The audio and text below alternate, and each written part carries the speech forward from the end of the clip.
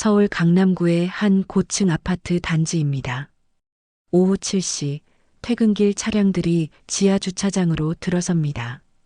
김태준 씨가 차에서 내립니다. 정장 차림의 40대 중반 남성입니다. 그는 엘리베이터를 타고 22층으로 올라갑니다. 현관문을 열자 거실에서 아내 소영 씨의 목소리가 들립니다. 여보 왔어요? 저녁 거의 다 됐어요. 소영 씨는 30대 후반의 밝은 성격을 가진 여성입니다. 두 사람은 결혼한 지 8년째입니다. 태준 씨는 미소를 지으며 넥타이를 풉니다. 오늘 회의가 길어져서 좀 늦었어요. 평범한 저녁 풍경입니다. 하지만 이 남자에게는 아무도 모르는 비밀이 있습니다. 태준 씨의 본명은 리명철입니다. 그는 1999년 북한 함경북도 청진에서 태어났습니다. 20대 초반이었던 2001년 그는 북한에서 결혼했습니다. 아내의 이름은 박금순이었습니다. 금순 씨는 같은 마을에 살던 소꿉친구였습니다. 두 사람은 배급소 앞에서 자주 마주쳤습니다. 명철 씨가 먼저 말을 걸었습니다. 동무, 오늘은 배급 나왔습니까? 금순 씨는 수줍게 고개를 저었습니다. 그렇게 인연이 시작됐습니다. 결혼식은 간소했습니다. 친척 몇 명만 모였습니다. 신혼집은 금순 씨 부모님 집 옆방 한 칸이었습니다. 하지만 행복했습니다. 명철 씨는 탄광에서 일했습니다. 금순 씨는 협동농장에 나갔습니다. 저녁이면 두 사람은 좁은 방에서 마주 앉았습니다. 오늘 당 간부가 와서 실적 독려했어요. 우리도 곧 배급 정상화된대요. 희망을 이야기했습니다. 그러나 2003년 상황이 급변합니다. 명철 씨가 탄광 사고에 연루됩니다. 직접적 책임은 아니었지만 당에서 문제를 제기했습니다. 동무의 태도가 불손하다는 제보가 있었소. 공개 비판회가 예정됐습니다. 명철 씨는 두려웠습니다. 교화 소행을 직감했습니다. 어느 날 밤 그는 금순 씨에게 말합니다. 나 며칠 친척 집에 다녀올게요. 거짓말이었습니다. 그는 두만강을 건넜습니다. 홀로 중국 땅을 밟았을 때 그의 나이 24세였습니다. 뒤돌아보지 못했습니다. 금순 씨의 얼굴이 떠올랐지만 발걸음을 멈출 수 없었습니다. 미안해. 나 살아야 해. 그는 중국에서 3년을 숨어 지냈습니다. 조선족 동포의 도움으로 공장에서 일했습니다. 2006년 한국행 브로커를 만났습니다. 남조선 가면 새 인생 살 수 있어요. 명철 씨는 마지막 돈을 모두 주고 한국으로 왔습니다. 하나원에서 3개월간 교육을 받았습니다. 새 이름을 받았습니다. 김태준. 새 주민등록번호도 생겼습니다. 그는 서울로 왔습니다. 처음엔 공장에서 일했습니다. 밤에는 검정고시를 공부했습니다. 말투를 고쳤습니다. 억양을 바꿨습니다. 북한 출신인 거 들키면 취업도 어렵고 그는 자신의 과거를 숨겼습니다. 2010년 그는 중소기업 영업사원이 됐습니다. 일을 열심히 했습니다. 성실함을 인정받았습니다. 2015년 회사 동료 모임에서 소영 씨를 만났습니다. 소영 씨는 같은 회사 격리부 직원이었습니다. 김 대리님, 커피 한 잔 하실래요? 소영 씨가 먼저 다가왔습니다. 태준 씨는 당황했습니다. 아, 네, 좋습니다. 두 사람은 자주 만났습니다. 소영 씨는 밝고 긍정적이었습니다. 태준 씨는 참 성실하시네요. 저 그런 남자 좋아해요. 태준 씨의 마음이 흔들렸습니다. 하지만 고민이 있었습니다. 나 아직 법적으로는 기혼자인데 북한에 두고 온 금순 씨, 생사조차 모르는 아내. 한국 법으로는 북한 주민과의 혼인도 유효합니다. 하지만 북한에서 온 이혼 서류를 받을 방법은 없었습니다. 태준 씨는 결단을 내렸습니다. 어차피 금순이는 나를 죽은 사람으로 알 거야. 2016년 그는 소영 씨와 결혼했습니다. 혼인신고를 할 때 그는 초혼으로 기재했습니다. 북한에서의 결혼은 언급하지 않았습니다. 죄책감이 있었습니다. 하지만 살아야 했습니다. 여보, 행복하자. 소영 씨가 손을 꼭 잡았습니다. 태준 씨는 고개를 끄덕였습니다. 그렇게 8년이 흘렀습니다. 마무리. 오늘 저녁 식탁에 앉은 태준 씨의 얼굴이 어둡습니다. 소영 씨가 물어봅니다. 여보, 무슨 일 있어요? 표정이 안 좋아요. 태준 씨는 고개를 젓습니다. 아니에요. 그냥 좀 피곤해서요. 사실 오늘 오후 그는 이상한 전화를 받았습니다. 김태준 씨 맞으십니까? 아니, 리명철 동무. 낯선 남자의 목소리였습니다. 태준 씨의 심장이 멎는 듯 했습니다. 누구십니까? 저는 청진에서 온 사람입니다. 할 말이 있습니다. 전화는 끊어졌습니다. 태준 씨는 손이 떨렸습니다. 20년 전 두만강을 건너던 그 밤이 떠올랐습니다. 금순 씨의 얼굴이 선명하게 보였습니다. 여보, 소영 씨의 목소리에 정신을 차립니다. 왜 그래요? 밥도 안 드시고. 태준 씨는 억지로 웃습니다. 미안해요. 내일 큰 거래건이 있어서요. 그날 밤 태준 씨는 잠을 이루지 못했습니다. 침대 옆에서 소영 씨는 편안하게 잠들어 있습니다. 태준 씨는 천장을 바라봅니다. 설마 금순이가? 불길한 예감이 가슴을 짓누릅니다. 22층 아파트 창밖으로 서울의 야경이 반짝입니다. 하지만 그의 눈에는 20년 전 청진의 어두운 골목이 보입니다. 그리고 그가 두고 온 여자, 박금순. 다음 날 오전 10시입니다. 태준 씨는 회사에 반차를 냈습니다. 급한 개인 일정이 있어서요. 그는 지하철 2호선을 탔습니다. 신림역 근처의 한 카페 앞에 섰습니다.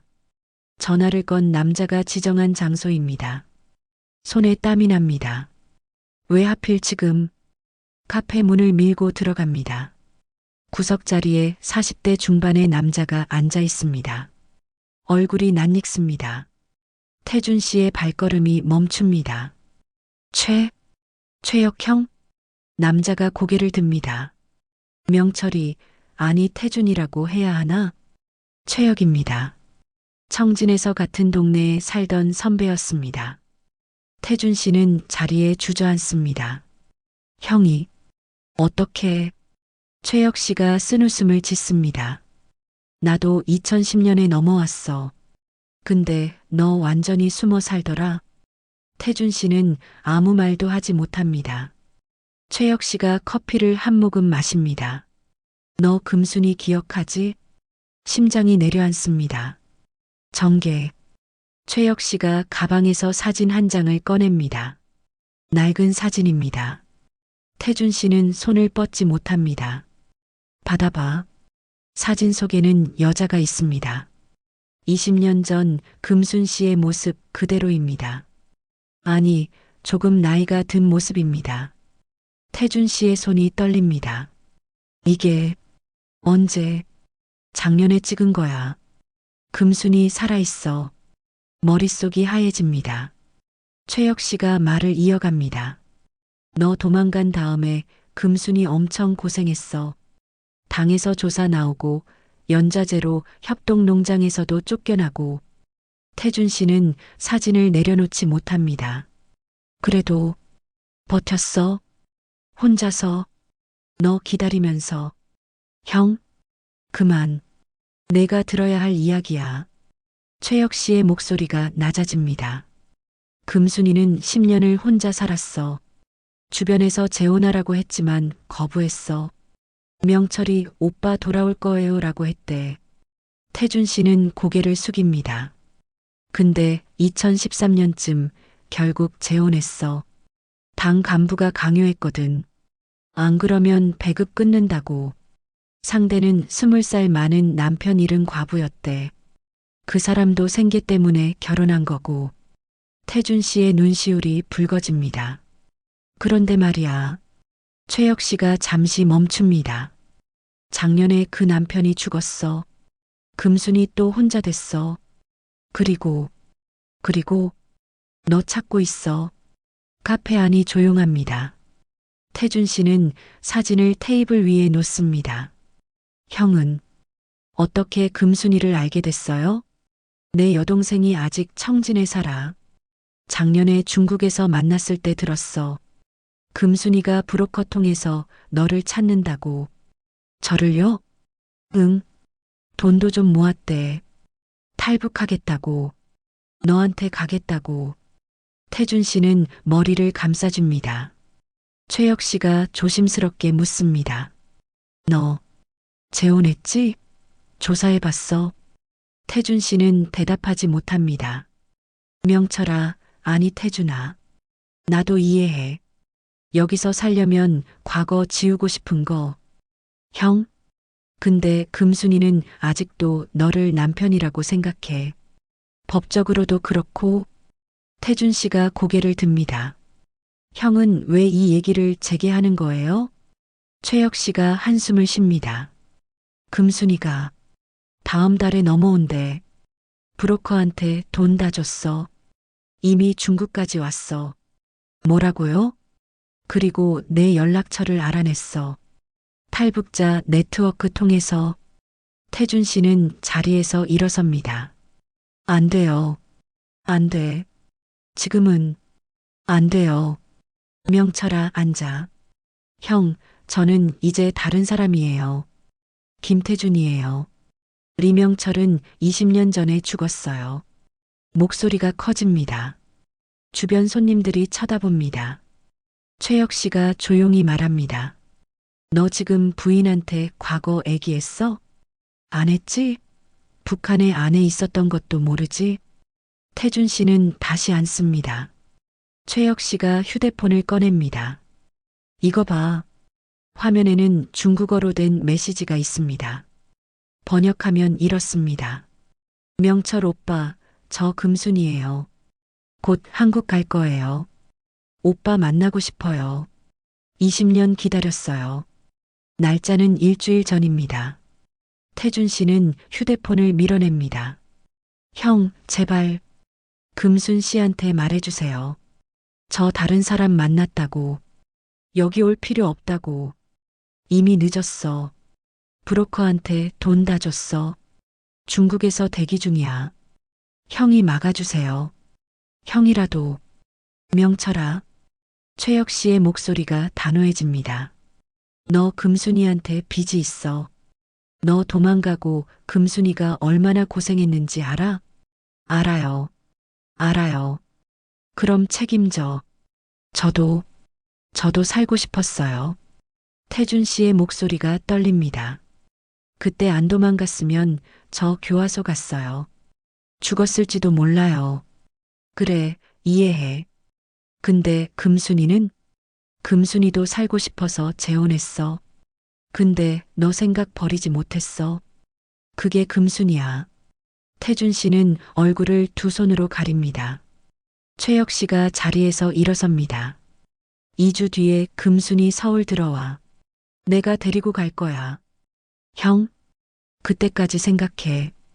금순이 만날 건지 아니면 내가 설득해서 돌려보낼 건지. 돌려보낼 수 있어요? 쉽지 않아. 금순이 결심이 단단해. 근데 내가 직접 만나서 거절하면 어쩔 수 없이 받아들일 거야. 최혁 씨가 명함을 테이블에 놓습니다. 연락해. 결정되면. 그는 카페를 나갑니다. 태준 씨는 1시간 동안 카페에 앉아 있습니다. 커피는 식었습니다. 테이블 위에는 금순 씨의 사진이 놓여 있습니다. 20년 전보다 야윈 얼굴입니다. 하지만 눈빛은 여전히 맑습니다. 태준 씨는 사진을 집어듭니다. 미안해. 금순아. 휴대폰이 울립니다. 소영 씨입니다. 여보, 일 잘 되고 있어요? 점심 먹었어요? 응, 먹었어. 목소리가 이상한데? 어디 아파요? 아니야, 괜찮아. 그래요? 저녁에는 일찍 들어와요. 제가 삼겹살 구울게요. 응, 고마워. 전화를 끊습니다. 태준 씨는 가슴이 미어집니다. 소영 씨, 8년을 함께한 아내. 밝고 긍정적이고 자신을 믿어주는 사람. 금순 씨, 20년 전 두고 온 아내. 자신을 기다리며 고통받은 사람. 나는 누구의 남편인가? 법적으로는 금순 씨가 먼저입니다. 하지만 현실은 소영 씨와 함께 합니다. 태준 씨는 카페를 나섭니다. 거리를 걷습니다. 사람들이 지나갑니다. 모두 자신의 삶을 살아갑니다. 태준 씨만 두 개의 삶 사이에 서 있습니다. 그는 한강 다리 위에 섭니다. 아래로 강물이 흐릅니다. 2주. 2주 안에 결정해야 해. 휴대폰을 꺼냅니다. 소영 씨와의 사진들이 있습니다. 결혼식, 제주도 여행, 작년 생일. 행복한 기억들입니다. 그리고 주머니에는 금순 씨의 사진이 있습니다. 태준 씨는 하늘을 올려다봅니다. 어떻게 해야 하지? 바람이 불어옵니다. 2주 후면 금순 씨가 서울에 옵니다. 그는 결정해야 합니다. 과거를 마주할 것인가? 아니면 과거를 묻을 것인가? 하지만 어떤 선택도 누군가를 아프게 합니다. 태준 씨는 다리 난간을 잡습니다. 강물은 쉼없이 흘러갑니다. 그의 마음처럼 일주일이 흘렀습니다. 태준 씨는 아무 결정도 내리지 못했습니다. 매일 밤 침대에 누워 천장을 바라봅니다. 소영 씨는 눈치채지 못합니다. 여보, 요즘 피곤해 보여요. 회사 일이 많아요? 응, 좀 바빠. 거짓말이 늘어갑니다. 태준 씨는 화장실에 가서 찬물로 얼굴을 씻습니다. 거울 속 자신이 낯설게 느껴집니다. 나는 누구지? 금순 씨의 사진은 지갑 깊숙한 곳에 숨겨두었습니다. 하지만 자꾸 만져지게 됩니다. 어느 날 저녁입니다. 소영 씨가 거실 소파에 앉아 말합니다. 여보, 우리 이번 주말에 친정 갈까요? 엄마가 보고 싶대요. 태준 씨는 고개를 끄덕입니다. 그래요. 그리고요.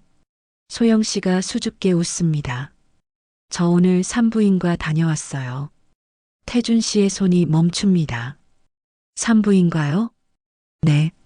사실 한 달 전부터 생리가 없어서 소영 씨가 가방에서 초음파 사진을 꺼냅니다. 임신 6주래요. 세상이 멈춥니다. 태준 씨는 사진을 받아듭니다. 작은 점 같은 것이 보입니다. 여보, 우리 아기예요. 소영 씨의 목소리가 떨립니다. 태준 씨는 아내를 안습니다. 축하해요. 정말.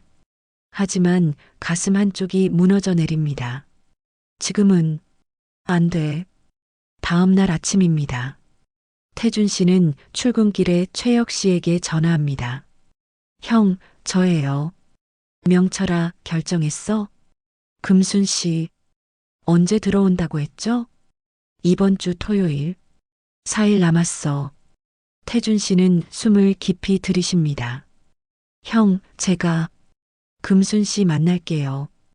만나서 직접 설명할게요. 제 상황을. 최혁 씨가 잠시 침묵합니다.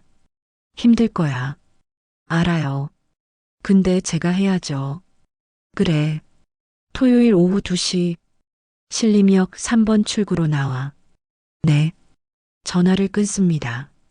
태준 씨는 지하철 안에서 눈을 감습니다. 금순아, 미안해. 회사에서는 집중이 안 됩니다. 점심시간에 동료가 말을 겁니다. 김 과장님, 오늘 표정이 안 좋으시네요. 아, 그래요? 좀 피곤해서요. 들었어요. 부인 임신하셨다며? 축하드려요. 감사합니다. 동료가 어깨를 두드립니다. 이제 진짜 가장이네요. 책임감 느껴지죠? 네. 책임감. 그 단어가 가슴에 박힙니다. 태준 씨는 자리로 돌아와 서랍을 엽니다. 금순 씨의 사진이 있습니다. 그리고 소영 씨의 초음파 사진도 있습니다. 나는 어떤 선택을 해야 하나? 금요일 밤입니다. 소영 씨가 부엌에서 저녁을 준비합니다. 여보, 내일 친정 가는 거 기억하죠? 태준 씨는 식탁에 앉아 있습니다. 아, 그게 왜요? 무슨 일 있어요? 회사에서 갑자기 미팅이 잡혔어요. 토요일 오후에. 거짓말입니다. 소영 씨의 얼굴이 어두워집니다. 토요일에요? 주말 근무예요? 응. 중요한 거래처라서. 엄마가 얼마나 기다리셨는데. 소영 씨가 국자를 내려놓습니다. 여보, 요즘 뭔가 이상해요. 뭐가요? 저한테 뭐 숨기는 거 있죠? 태준 씨의 심장이 빨리 뜁니다. 무슨 소리예요? 아무것도 없어요. 거짓말. 한 달 넘게 이상했어요. 밤에 잠도 못 자고 자꾸 멍하니 있고. 소영 씨가 다가옵니다. 혹시 다른 여자라도 있어요? 말도 안 돼요. 태준 씨가 자리에서 일어섭니다. 다른 여자는 무슨, 당신만 사랑해요. 그럼 뭔데요? 왜 이렇게 저한테서 멀어지는 것 같죠? 소영 씨의 눈에 눈물이 맺힙니다. 저 임신했어요. 우리 아기 생겼는데 여보는 하나도 안 기뻐하는 것 같아요. 기뻐요. 정말 기뻐요. 그럼 증명해요. 내일 친정 가요. 엄마 아빠한테 임신 소식 같이 전해요. 태준 씨는 말이 막힙니다. 소영 씨가 앞치마를 벗습니다. 저 방에 들어갈게요. 여보 혼자 생각해봐요. 쾅! 방문이 닫힙니다. 태준 씨는 거실에 혼자 남습니다. 식탁 위에는 식어가는 저녁이 놓여 있습니다. 그는 머리를 감싸줍니다. 어떻게 해? 어떻게 해? 휴대폰을 꺼냅니다. 최혁 씨에게 메시지를 보냅니다. 형, 내일 시간 바꿀 수 있을까요? 답장이 옵니다. 안 돼. 금순이 비행기 시간 정해졌어. 오후 1시 인천공항 도착. 2시에 신림역. 형, 명철아, 도망치지 마. 금순이 직접 만나서 이야기해. 태준 씨는 휴대폰을 내려놓습니다. 밤 11시입니다. 방 안에서는 소영 씨의 흐느끼는 소리가 들립니다. 태준 씨는 방문 앞에 섭니다. 노크를 하려다 손을 내립니다. 미안해. 소영아. 그는 소파에 누웠습니다. 잠이 오지 않습니다. 마무리. 토요일 아침입니다. 태준 씨는 일찍 일어났습니다. 소영 씨는 아직 방에 있습니다. 그는 쪽지를 씁니다. 소영아, 미안해. 미팅 꼭 가야 해. 저녁에 이야기하자. 사랑해. 쪽지를 식탁에 놓고 현관문을 나섭니다. 엘리베이터를 타고 내려갑니다. 거울에 비친 자신의 얼굴이 창백합니다. 오늘 모든 게 끝나. 지하철을 타고 신림역으로 향합니다. 오후 1시 50분입니다. 3번 출구 앞에 최혁 씨가 서 있습니다. 그리고 그 옆에 여자가 있습니다. 태준 씨의 발걸음이 멈춥니다. 금순 씨입니다. 20년 만에 보는 아내입니다. 사진보다 더 야위었습니다. 옷도 낡았습니다. 하지만 눈빛은 살아있습니다. 금순 씨가 태준 씨를 봅니다. 명철, 오빠, 목소리가 떨립니다. 태준 씨는 그 자리에 얼어붙습니다. 금순 씨가 다가옵니다. 한 걸음, 두 걸음, 그리고 뛰어옵니다. 오빠, 오빠. 사람들이 쳐다봅니다. 금순 씨가 태준 씨를 안습니다. 오빠, 정말 오빠예요. 살아 있었어요. 태준 씨는 두 팔이 굳어 있습니다. 금순 씨의 어깨가 떨립니다. 20년, 20년을 기다렸어요. 보고 싶었어요. 태준 씨의 눈에서 눈물이 흐릅니다. 금순아, 미안해. 이제 됐어요. 우리 이제 같이 살 수 있어요. 그 순간입니다. 태준 씨의 휴대폰이 울립니다. 소영 씨입니다. 화면에 아내의 이름이 뜹니다. 금순 씨가 휴대폰을 봅니다. 오빠, 전화 받아요. 태준 씨는 휴대폰을 쥔 손이 떨립니다. 최혁 씨가 조용히 말합니다. 명철아, 이제 말해야 해. 금순 씨가 고개를 갸웃합니다. 오빠, 무슨 일이에요? 태준 씨는 금순 씨를 봅니다. 그리고 울리는 휴대폰을 봅니다. 두 여자 사이에 서 있습니다. 과거와 현재 사이에 서 있습니다. 입이 열리지 않습니다. 금순 씨의 미소가 조금씩 사라집니다. 오빠, 왜 그래요? 신림역 3번 출구. 오후에 햇살이 내리쬐입니다. 하지만 태준 씨의 세계는 어둡습니다. 휴대폰은 계속 울립니다. 태준 씨는 전화를 받지 못합니다. 금순 씨가 그의 얼굴을 들여다봅니다. 오빠, 전화 받아요. 누구예요? 최혁 씨가 한숨을 쉽니다. 명철아, 이제 말해. 태준 씨는 입술을 깨뭅니다. 금순아, 나, 왜요? 왜 그렇게 봐요? 금순 씨의 목소리가 떨립니다. 휴대폰이 끊깁니다. 잠시 침묵이 흐릅니다. 그리고 다시 울립니다. 태준 씨는 전화를 받습니다. 여보, 어디에요? 왜 집에 없어요? 소영 씨의 목소리가 들립니다. 금순 씨가 굳습니다. 여보라고 했어요? 태준 씨는 뒤로 물러섭니다. 소영 씨가 계속 말합니다. 여보, 쪽지 봤어요. 미안해요. 어젯밤에 제가 심했어요. 근데 미팅 어디서 해요? 제가 점심 싸갈게요. 소영 씨, 왜요? 목소리가 왜 그래요? 태준 씨는 금순 씨를 봅니다. 금순 씨의 눈에서 눈물이 흐릅니다. 오빠, 방금, 여보라고? 금순아, 대답해요. 누구예요? 금순 씨의 목소리가 커집니다. 전화 너머 소영 씨가 묻습니다. 여보, 거기 누구 있어요?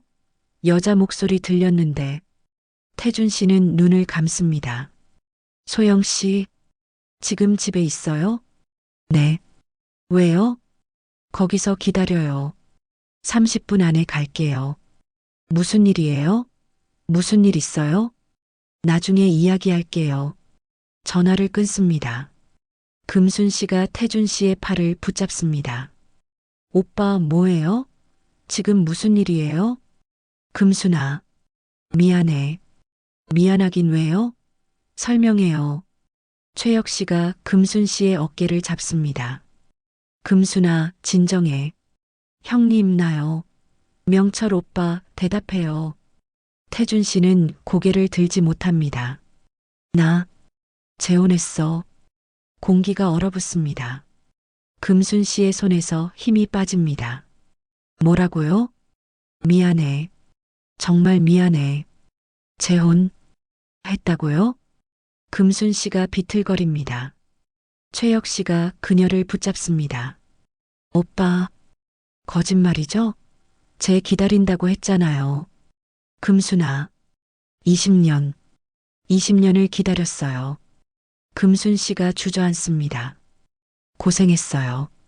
연좌제로 쫓겨나고, 배급 못 받아서 굶고, 알아. 다 알아. 모르면서 그래요. 오빠는 여기서 잘 살았잖아요. 금순 씨가 소리칩니다. 지나가던 사람들이 쳐다봅니다. 재혼까지 했어요? 저는요? 저는 뭐예요? 미안해. 정말 미안해. 미안하다고 끝이에요? 20년이 미안하다는 말로 끝나요.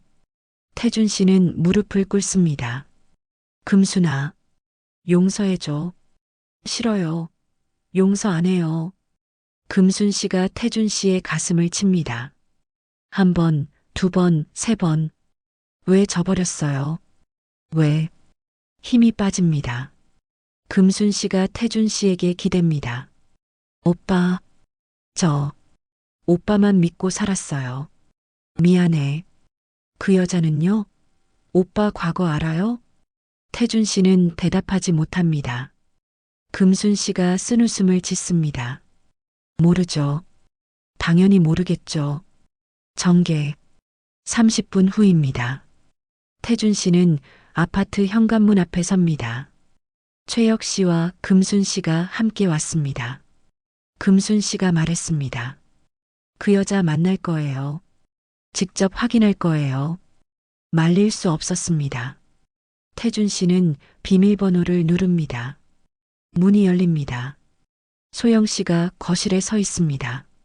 임신한 배가 조금 나왔습니다. 여보. 소영 씨가 태준 씨를 봅니다. 그리고 뒤따라 들어오는 금순 씨를 봅니다. 누구세요? 금순 씨가 소영 씨를 봅니다. 젊고 예쁘고 깔끔한 여자입니다. 북한에서는 볼 수 없는 옷을 입었습니다. 금순 씨의 가슴이 무너집니다. 소영 씨가 태준 씨에게 묻습니다. 여보, 이분들이 누구예요? 태준 씨는 입을 열지 못합니다. 금순 씨가 앞으로 나섭니다.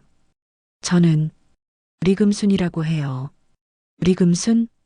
명철 오빠. 아니, 리명철 동무의 아내예요. 소영 씨의 얼굴이 하얘집니다. 무슨 소리예요? 태준 씨가 소영 씨에게 다가갑니다. 소영 씨, 설명할게. 설명은 무슨, 이게 무슨 일이에요? 소영 씨가 뒤로 물러섭니다. 당신, 리명철이 누구예요? 김태준 아니었어요? 내 본명이야. 북한에서, 북한? 소영 씨의 목소리가 떨립니다. 당신, 탈북자였어요? 응. 왜 말 안 했어요? 8년 동안 왜 숨겼어요? 말하면 당신이 떠날까봐. 그래서 거짓말한 거예요? 이름도 거짓말, 과거도 거짓말? 소영 씨가 소파에 주저앉습니다. 금순 씨가 조용히 말합니다. 저희는 2001년에 결혼했어요. 소영 씨가 금순 씨를 봅니다. 2001년? 그럼, 네. 오빠가 먼저예요. 법적으로. 소영 씨의 눈에서 눈물이 쏟아집니다. 그럼 저는 뭐예요? 저는 태준 씨가 다가가려 합니다. 소영 씨, 오지 마요. 손대지 마요. 소영 씨가 소리칩니다. 당신 누구예요? 내가 결혼한 사람이 누구예요? 나야. 김태준도 나고 리명철도 나야. 거짓말쟁이. 소영 씨가 화병을 집어듭니다. 던지려다 내려놓습니다. 배를 감쌉니다. 아기. 우리 아기는요? 최혁 씨가 조용히 말합니다. 부인, 진정하세요. 뱃속 아기 생각해야죠. 당신들은 누구세요? 왜 우리 집에 들어와서 이래요? 소영 씨가 울부짖습니다. 금순 씨도 눈물을 흘립니다. 저도 억울해요. 20년을 기다렸는데 두 여자가 마주 봅니다. 같은 남자를 사랑한 두 여자. 하나는 과거의 아내, 하나는 현재의 아내. 소영 씨가 웃습니다. 비참한 웃음입니다. 웃음네요. 저 남편이 중혼이었네요. 죄송해요. 저도 몰랐어요. 몰랐다고요? 그럼 뭐 어쩌라고요? 소영 씨가 태준 씨를 봅니다. 이혼할 거예요. 소영 씨, 당신 거짓말쟁이에요. 사기꾼이에요. 저 더 이상 못 믿어요. 아기는, 우리 아기는 어떻게, 제가 키워요. 혼자서. 소영 씨가 방으로 들어갑니다. 쾅, 문이 닫힙니다. 마무리. 거실에 침묵이 흐릅니다. 금순 씨가 소파에 앉습니다. 오빠, 그 여자 임신했어요? 태준 씨는 고개를 끄덕입니다. 6주 됐어. 금순 씨가 배를 만집니다. 저는 아기 못 가져요. 금순아, 북한에서 영양실조로 병 생겼어요. 자궁이 안 좋대요. 금순 씨의 목소리가 떨립니다. 그래도 괜찮았어요. 오빠랑 둘이 살면 된다고 생각했어요. 미안해. 근데 오빠는 다른 여자 만나서 아기까지 생겼네요. 태준 씨는 바닥에 주저앉습니다. 나 어떻게 해야 해? 최혁 씨가 한숨을 쉽니다. 명철아, 이건 내가 만든 거야. 알아. 다 내 잘못이야. 지금 두 여자 다 불행해. 너 때문에. 태준 씨는 얼굴을 가립니다. 금순 씨가 일어섭니다. 저 갈게요. 금순아, 오빠 선택하세요.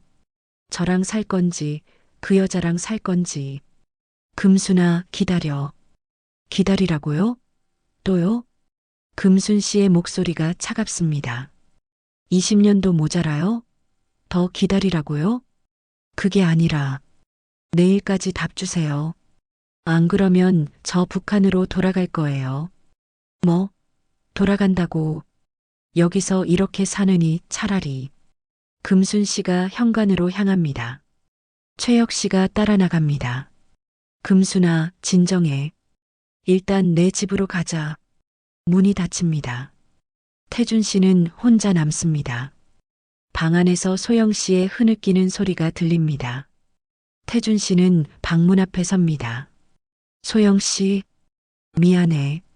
정말 미안해. 대답이 없습니다. 그는 거실 소파에 쓰러집니다. 창밖으로 해가 집니다. 서울의 저녁이 어둠에 물듭니다. 태준 씨의 삶도 어둠 속으로 빠져듭니다. 휴대폰이 울립니다. 최혁 씨입니다. 명철아, 금순이 지금 호텔이야. 내일 오전까지 결정해. 안 그러면 진짜 북송 브로커 부를 거래. 형? 그리고 말이야. 최혁 씨가 한숨을 쉽니다. 금순이 말 들어보니까 북한에서 오빠 찾는다고 돈 빌렸대. 빚이 많아. 못 갚으면 가족이 위험해. 뭐라고? 내가 책임져야 해. 어떻게든. 전화가 끊깁니다. 태준 씨는 천장을 바라봅니다. 나는 어떻게 해야 하지? 소영 씨, 8년을 함께한 아내, 임신한 아내, 금순 씨, 20년을 기다린 아내, 북한에 빚을 진 아내, 두 여자 모두 그를 필요로 합니다. 하지만 둘 다 선택할 수 없습니다. 방 안에서 소영 씨의 울음소리가 작아집니다. 태준 씨의 눈에서도 눈물이 흐릅니다. 그가 만든 지옥입니다. 그가 살아야 할 지옥입니다. 일요일 새벽 5시입니다. 태준 씨는 한숨도 자지 못했습니다. 소파에 앉아 창밖을 바라봅니다. 서울의 아침이 밝아옵니다. 희미한 햇살이 고층 건물 사이로 비집고 들어옵니다. 방문은 여전히 닫혀 있습니다. 소영 씨는 밤새 울다가 잠든 것 같습니다. 태준 씨는 휴대폰을 듭니다. 금순 씨에게서 온 메시지가 있습니다. 오빠, 오전 10시까지 답 주세요. 그때까지 없으면 저 떠날 거예요. 시간이 5시간 남았습니다. 태준 씨는 책상 서랍을 엽니다. 그 안에는 2장의 사진이 있습니다. 하나는 금순 씨, 20년 전 청진에서, 하나는 소영 씨, 작년 제주도에서. 두 여자 모두 웃고 있습니다. 자신 때문에 웃었던 여자들입니다. 이제는 자신 때문에 울고 있습니다. 태준 씨는 펜을 집어듭니다. 편지를 쓰기 시작합니다. 정계. 오전 9시입니다. 방문이 열립니다. 소영 씨가 나옵니다. 눈이 퉁퉁 부어 있습니다. 태준 씨가 일어섭니다. 소영 씨.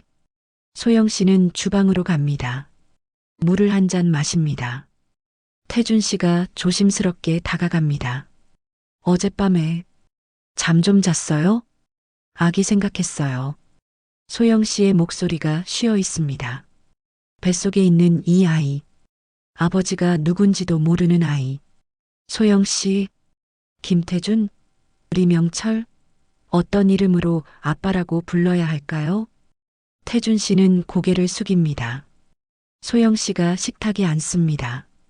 여보, 아니, 태준 씨, 한 가지만 물어볼게요. 응, 진심이었어요? 저랑 결혼한 거, 아니면 그냥 과거 감추려고 이용한 거예요? 진심이었어. 태준 씨의 목소리가 떨립니다. 당신 만나고 처음으로 행복하다고 느꼈어. 진짜 새 삶을 산다고 생각했어. 근데 그 여자는요? 금순이도 사랑했어. 그땐 소영 씨가 쓴웃음을 짓습니다. 둘 다 사랑했다. 그렇게 말하면 되는 거예요? 미안해. 미안하다는 말. 이제 듣기 싫어요. 소영 씨가 배를 쓰다듬습니다. 저 결정했어요. 뭘? 이혼할 거예요. 근데 아기는 낳을 거예요. 태준 씨의 가슴이 무너집니다. 소영 씨, 그리고 양육비 받을 거예요. 법적으로 당신이 누구든 이 아이 아버지니까. 당연하지. 당연히 책임질게. 소영 씨가 일어섭니다. 저 친정 갈게요. 당분간 여기 안 올 거예요. 언제까지? 모르겠어요. 마음 정리되면. 소영 씨가 방으로 들어갑니다. 짐을 싸는 소리가 들립니다. 태준 씨는 거실에 서 있습니다. 10분 후 소영 씨가 캐리어를 끌고 나옵니다. 현관문을 열다가 멈춥니다. 참, 한 가지 더. 응? 그 여자한테 잘해줘요. 20년 기다렸다며? 그 마음. 저는 이해 못해도 존중은 해요. 소영 씨가 문을 열고 나갑니다. 쾅! 태준 씨는 혼자 남습니다.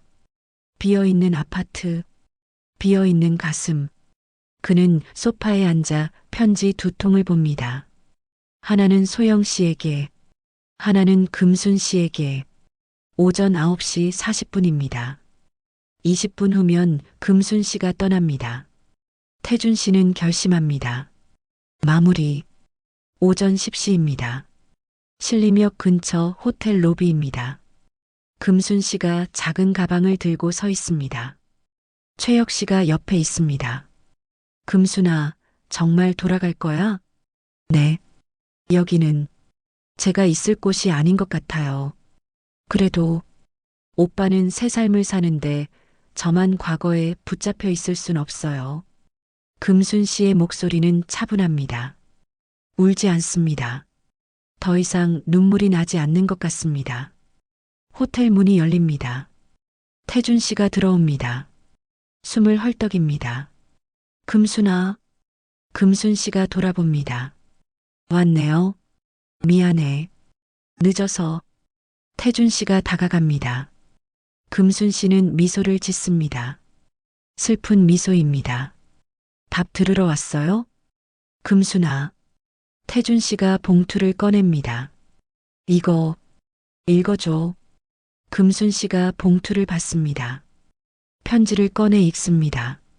금순아, 너한테 할 말이 많지만 미안하다는 말밖에 할 수 없구나. 20년 동안 너를 기다리게 해서 미안해. 혼자 고생하게 해서 미안해. 내 인생을 망쳐서 미안해. 금순 씨의 손이 떨립니다. 나는 내 옆에 있을 자격이 없어.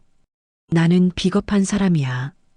20년 전에도 지금도 너는 더 좋은 사람을 만나야 해.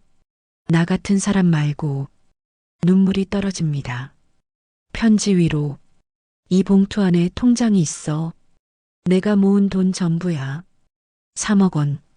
북한에 진 빚 갚고 여기서 새 삶 시작해. 제발 나 때문에 더 이상 고생하지 마. 행복해야 해. 꼭. 정말 미안해. 사랑했어. 진심으로. 마이너스 명철이가. 금순 씨는 편지를 접습니다.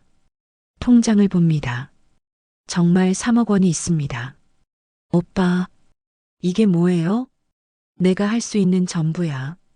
돈으로 해결하려고요? 금순 씨의 목소리가 떨립니다. 아니야. 그게 아니라.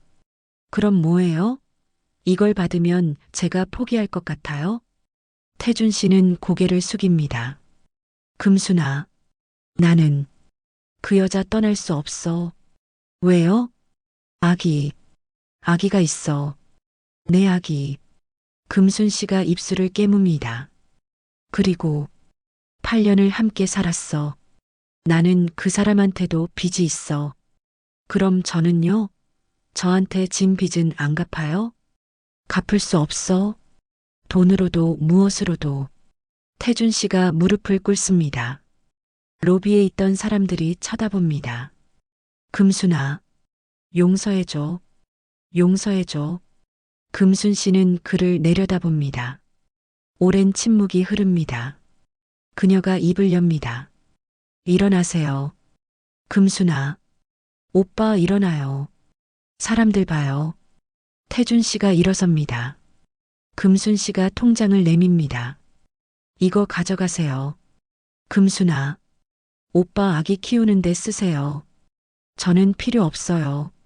금순아, 제발. 저 북한 돌아갈 거예요. 안 돼. 위험해. 괜찮아요. 거기가 제 자리예요. 여기는 아니에요. 금순 씨가 가방을 듭니다. 오빠 건강하세요. 아기 잘 키우세요. 금순아. 금순 씨가 돌아봅니다. 한 가지만 약속해요. 뭐든지 행복하세요. 꼭. 안 그러면 제가 기다린 20년이 아무 의미 없어요. 그녀가 미소 짓습니다. 진짜 미소입니다. 사랑했어요, 오빠. 진심으로. 금순 씨가 호텔을 나갑니다. 최혁 씨가 따라 나가려다 멈춥니다. 명철아, 넌 평생 이 빚을 지고 살 거야. 알아. 그래도 살아야지. 너 선택했으니까. 최혁 씨도 나갑니다. 태준 씨는 로비에 혼자 남습니다. 손에는 통장이 있습니다. 금순 씨가 거부한 돈. 그는 창밖을 봅니다. 금순 씨가 택시를 탑니다. 차가 멀어집니다. 사라집니다. 태준 씨는 주저앉습니다. 금순아, 미안해. 미안해. 3개월이 흘렀습니다. 태준 씨는 소영 씨와 이혼했습니다. 소영 씨는 친정에서 아기를 기다리고 있습니다. 태준 씨는 작은 원룸으로 이사했습니다. 매달 소영 씨에게 양육비를 보냅니다. 금순 씨는 중국을 거쳐 북한으로 돌아갔습니다. 최혁 씨를 통해 들었습니다. 무사히 도착했다고, 집으로 돌아갔다고. 태준 씨는 3억 원을 2개로 나눴습니다. 절반은 금순 씨에게 보냈습니다. 브로커를 통해 빚 갚고 살아가는 데 쓰세요. 절반은 소영 씨와 아기를 위해 저축했습니다. 어느 일요일 오후입니다. 태준 씨는 한강변을 걷습니다. 혼자입니다. 강물이 흐릅니다. 멈추지 않고 그의 인생처럼 휴대폰이 울립니다. 소영 씨입니다. 태준 씨, 아기 태어났어요. 정말요? 네. 딸이에요. 3.2kg. 건강해요. 태준 씨의 눈에서 눈물이 흐릅니다. 이름 지었어요? 아직이요. 같이 지을래요? 제가 지어도 돼요? 아빠니까요. 비록 우리는 그렇게 됐지만 고마워요. 정말 주말에 한번 와요. 아기 보러. 네. 전화를 끊습니다. 태준 씨는 하늘을 봅니다. 구름이 흘러갑니다. 그는 생각합니다. 나는 2 여자에게 빚을 졌다. 소영 씨에게는 아빠로서 책임을 다하자. 금순 씨에게는 행복하게 살아서 보답하자. 그것만이 자신이 할 수 있는 전부입니다. 완벽한 해결은 없습니다. 모두가 만족하는 결말도 없습니다. 다만 살아가는 것, 책임지는 것, 그것뿐입니다. 태준 씨는 다시 걷기 시작합니다. 강변길을 따라 해가 서쪽으로 기울어 갑니다. 그의 그림자가 길게 늘어납니다. 혼자지만, 외롭지만, 그는 걷습니다. 두 여자에게 진 빚을 안고, 앞으로, 리명철, 혹은 김태준, 두 개의 이름을 가진 남자의 이야기입니다. 생존을 위해 과거를 버렸지만, 과거는 그를 잊지 않았습니다. 두 여자 모두에게 상처를 주었지만, 그는 계속 살아가야 합니다. 완벽한 용서는 없습니다. 완전한 속죄도 없습니다. 다만 책임을 지고 최선을 다하는 것, 그것이 그가 선택한 길입니다.